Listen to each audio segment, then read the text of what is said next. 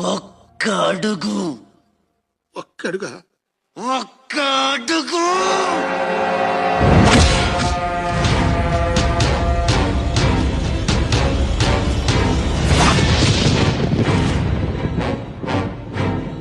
ఇది port area, నా వాళ్ళు బతుకుతున్న ఏరియా.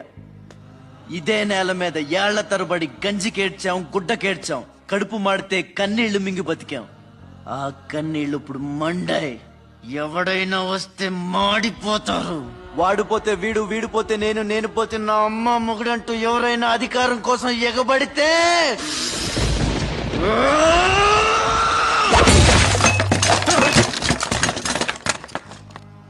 నా ఏరియాలో ఇంకెవ్వడు అడుగు పెట్టకూడదు.